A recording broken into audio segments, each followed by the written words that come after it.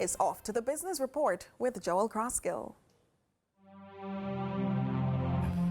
Lots to share with you in the business report today, as a number of the world's leading auto manufacturers pledged to cease production of internal combustion engines in the coming years, some as early as 2025. The BR decided to investigate how Jamaica and the region is preparing for the advance of what appears to be more than a fleeting change. A short commute to the Centre for Advanced Research in Renewable Energy at the University of the West Indies Mona campus put us in touch with a program designed to do just that, as described by Tanisha Stevenson. I'm climate professor in the Department of Physics at the University of the West Indies. Professor Stevenson shared what foundational knowledge is being offered by the university to those with interest in the field. So we have our two courses at the University of the West Indies. We have Electric Mobility, Fundamentals of EV Technologies. 2, we have Dynamic Safety and Economics of EV Technologies. And any student across the university can access the first, and it positions them for the second. Then we have been doing a series of training workshops. One has been Introduction to EV Technologies for teachers, and it has allowed us to be spending time with our teachers and building out their own capacities to take this knowledge into the classroom. Whether it is a renewable energy lesson, an electronics lesson, an engineering lesson, they are now positioning themselves to speak more clearly around EV technologies.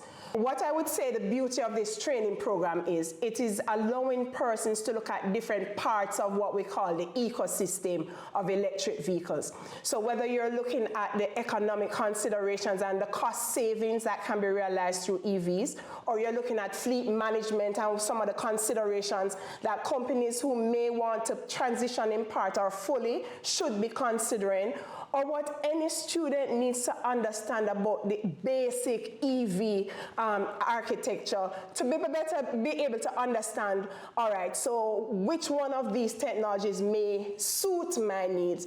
All of these are things that we touch on, and we think we are giving students a background that positions them to make decisions around whether it is insurance, or whether it is around costings, or whether it is around the solution that best suits them. We believe we have been having those kinds of conversations within our lectures and within our training workshops. The dynamic nature of the courses has attracted significant participation, gaining traction even beyond the enrolled student population of the university. So let's speak to uptake. To date, we have trained over 240 persons around EV technologies. And when we speak to that, we're speaking to about a cohort of 70 coming out of our own student complement.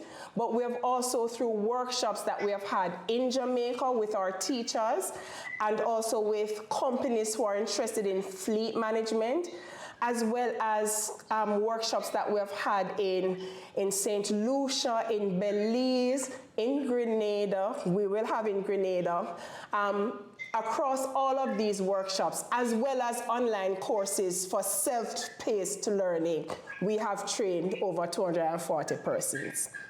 And so there is a huge market and huge interest across many stakeholders to learn as much as possible about EV technologies. However, the program itself would not be as feasible without the support of international partners. Right, so the program we are rolling out is sponsored by the German Ministry of Economic Affairs and Climate Actions, and they have an international climate initiative that's helping to fund this program of activities, and we're also funded through a German entity called GIZ.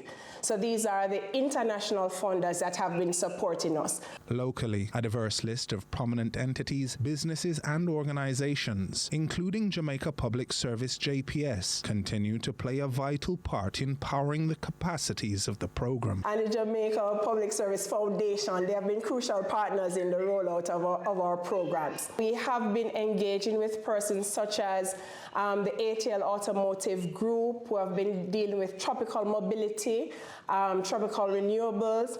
Jamaica Urban Transit Corporation has been one of our partners, Ilesco, HART, Jamaican German Automotive School. So we have had a number of partnerships that have helped us to roll out our own courses as well as the wider EV program. Professor Stevenson suggests that while Jamaican industry or the consumer market may not yet have reached the tipping point to see wide-scale adoption, there are signs that interest continues to advance at a steady rate. I do not think that our larger industries may be convinced just as yet that this is a cost-effective way to approach their transportation needs or satisfying their needs, but I see interest.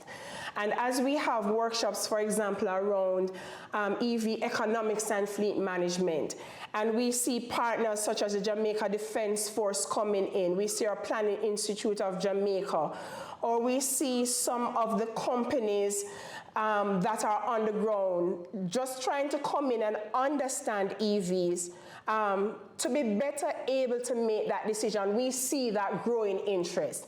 And so where I think our market is at is a growing interest and still exploring the possibilities before we see the kind of transitions we expect to see in the future. Which, as you'll discover in part 2, is not that far away, nor on a linear path, as we plug into the practical experiences of electric mobility with Dr. Louis Ray Harris, lecturer in the Department of Physics at U.W.I. behind the wheel. And that was your business report. I'm Joel Crossgill.